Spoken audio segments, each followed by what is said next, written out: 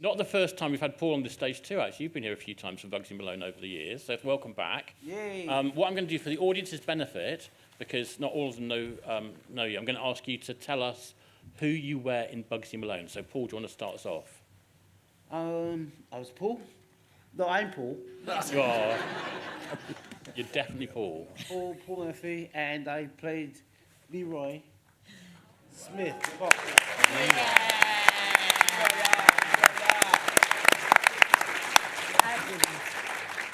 Over to Vivian. My name is Vivian McCone, and I was one of the dancers originally in the film, and I played the part of Velma, who did the solo dance. Yeah. Fantastic.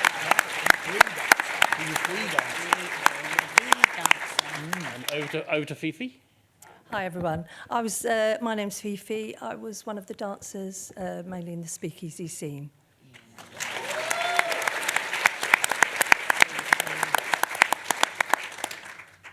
Oh, sorry. Oh, Walter, sorry. Yeah, I'm Walter McCone. I was in the boxing scene and dancing on the table and the down and out scene.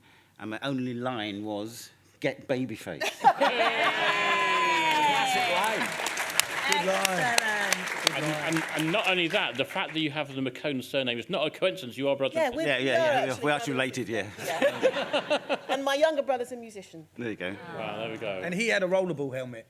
Oh, We did get one. I wanted to think that I had moon pies. Yeah. I had a helmet. I had a rubber helmet. Wow. Yours. All coming out now. So that The was Metropolitan Police at the back ready to... Okay, I don't know. Mark, over to you. Mark Curry, and I play, on the credits it says producer. He's actually called Oscar. Oscar de Veld. And I say next a lot in the... Next. Very easy to learn.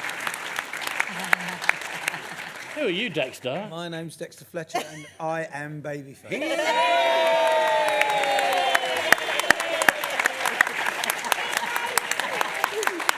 And he has the best American accent of everybody in the film, including Jodie Foster. Yeah, well, thank you. Not anymore. Well, I guess you got press gang on the back of it, so... That's really bad if you watch that. My American accent then is really... And, of course, Bonita Langford, as you were in the credits. Yes, I am Bonnie Langford, but on the credits I was Bonita Langford. You've called me that ever since. And I played Lena Marelli. Yes.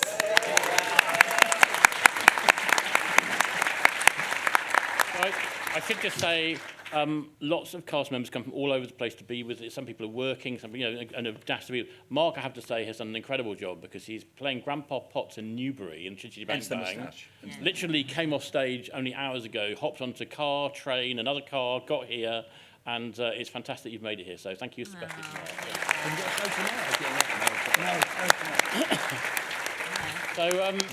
So obviously we've just chatted with the other guys. You are so naughty, honestly. Sorry, we're just catching up. Well, there's a green room over there. It's a reunion. Green room's just out there. Get a room, literally. Talk later, shut up. So you've just been hearing about the other guys and about some of their sort of takes on working. Was there anything that they said that kind of particularly sort of struck a chord with any of you, or that sort of resonated with any of you? I think meeting Jodie Foster, because my first day, and we shot it in 75, didn't we, the summer of 75. So, of course, all the boys had spaniel's ears hair, and it was very traumatic because the first thing they did was whisk us off to make up for the major short back and sides haircut. And it was traumatic, but it was made less traumatic because in the makeup chair was Jodie. And she was with Alan Parker and somebody else, and she was talking about lighting. She was asking what her lighting was going to be for the scene she was about to do. And I was thinking, she's asking about lighting? She knows about lighting? And she was really nice and spoke to me. So that was like the first day. And that was just wonderful. So when you were talking about Jodie, yeah, I can... And you say about haircuts, obviously, you know, Dexter's mum was not happy with your haircut, was she? I mean, literally Justin. Not happy, and even took it up with the man himself, if I'm right. Oh, God. Justin. I don't know why I'm humiliated by this, but I am. But my mum decided that I couldn't go to school with that haircut, and that Alan Parker had to get me a wig. So I had this ridiculous wig that I went to school in, And in about 2 minutes, the kids just went, "You're wearing a wig!" And I was turning it round on my head and making a beard out of it and all sorts of It was really bad when you got back to school it was because all the bad, kids yeah, were wondering it where was. you'd been. You know, they thought you'd been to some But prison or talking something. about Jodie, my first experience, when I went to get my hair cut, and you were dancing. It was the day of the speakeasy scene where Tomorrow was being done. I think you were shooting it. Because I remember going through the speakeasy and through round into hair and makeup and seeing you dance and being like, wow, that's amazing. And then I got my hair cut and Jodie was there for some reason. She made a moustache out of my hair and kind of took me like that. But I think she was trying to make it, because I was having this traumatic moment. My hair cut. But I remember really vividly seeing you dance then. Yeah, wonderful. Well, picking up on what Donald was saying, I started dancing at the age of 2, probably similar to you, Bonnie. We were at the Royal Ballet School together. I was at the Royal Ballet School at the age of 8, and I trained with an American dance trainer called Matt Mattox, who had his own style of jazz in the 70s. And I worked with Gillian Gregory, and I trained with Gillian Gregory, who was the choreographer of the film. And so the standard was really high. It was the highest standard you could possibly be at that point. I think there's what's really remarkable from what we've heard already tonight is that there's this feeling from some of the guys that there was a sort of holiday camp feel, it was a lot of fun. But actually when you watch the film, it comes across actually that there was a lot of discipline, the choreography is really spot on, you've got to mime to all those songs, you've got to learn your lines and stuff. So ultimately, you still had to produce an end product which has really stood up at the time. So I think the one thing is, and I think all the others will agree, at no point did it feel like it was a strain. Yeah. That was joyous. That was it. At no point do we ever think that, or felt it. And is that because of Alan, do you think? Yes, Yes. really, yes, absolutely. He was just, he's a genius. He was a genius.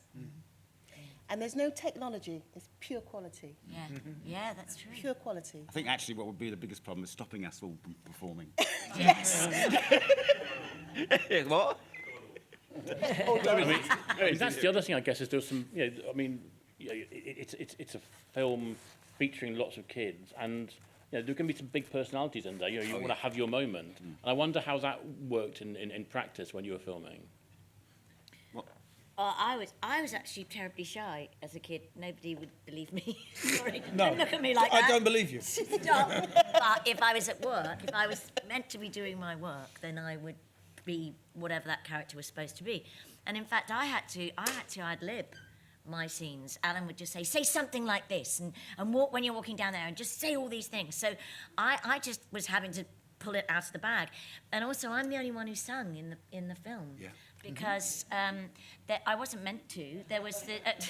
I mean, I didn't just stand up and sing. They shot my sort of scenes in the morning, didn't we? We did stuff in the morning at the Richmond Theatre in southwest London.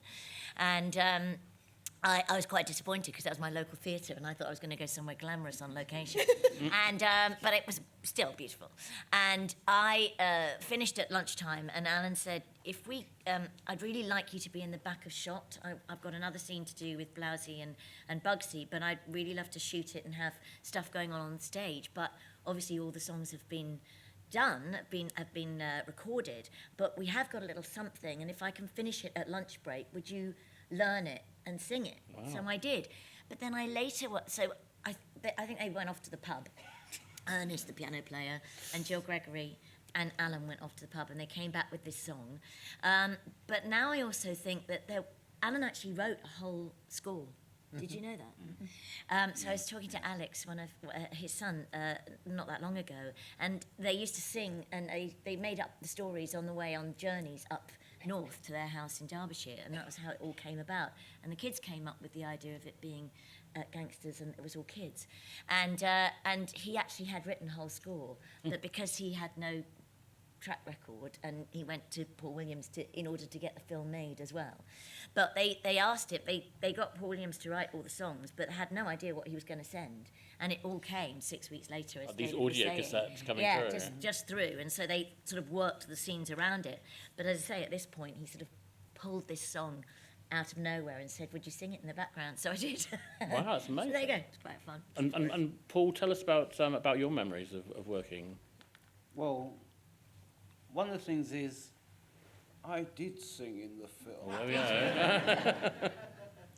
Well, what it was, I think it was at lunchtime, Same thing. and I was messing around. I said, my name is Joe. Oh, yeah. Yeah. And then That wasn't you, was it? Alan said, that's in. I said, look, I won't be able to live it down. And the thing that got me with the film, as good as it is, as good as it is, when I got back home, because I think you had as well, Afro.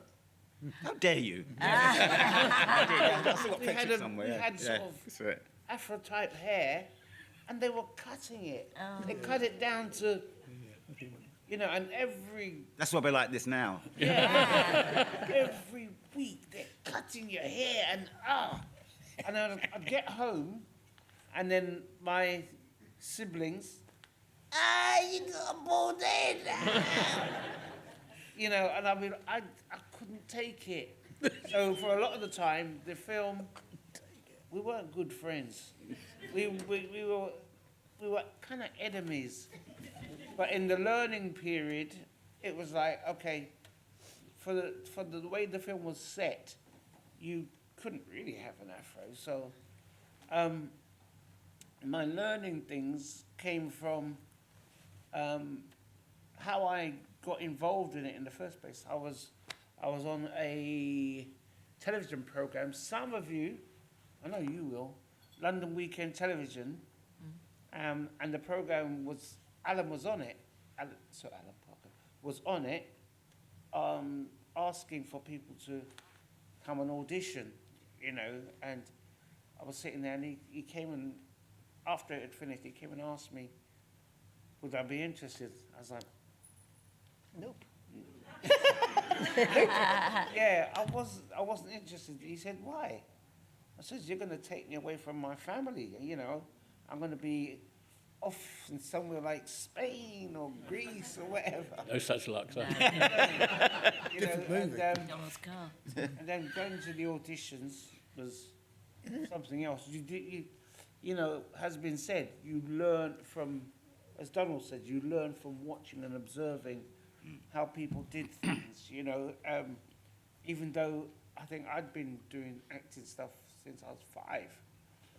So this now was like another level, and working, I don't even want to call it work. It was just being with people that were having fun. Yeah.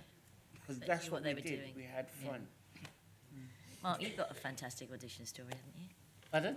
Mark's got an amazing audition story. It was the person who was in before us, because as Robert said, Alan Parker came up to Leeds to the Jean Pierce School of Dancing, and we were all called in, because we were doing a show called Junior Showtime. There'll be nobody here remembers it. Junior Showtime? Yes. Voted one of the worst programmes on television ever. Very little evidence of it, but we had a ball, we had a Yeah. great time. And Alan came up to meet all these kids, and we all had to do a song. And this girl went in before us, and she sang Gingerbread Man, feel like I'm made out of gingerbread. And she decided to have a cane. And there's a line in the show, which is, twirling a cane made of peppermint. Well, she twirled so hard that she smacked the light. And this light, it was a fluorescent light on chains. The light blew up, glass went everywhere. She didn't get the job. And we were next. Me and Kathy. my great friend who's no longer with us, Catherine Panovich, because we were doing a duet together. Yeah, let's do it for Catherine, because she's in the film as well, and she would love it. So we had to wait while they swept all the glass away.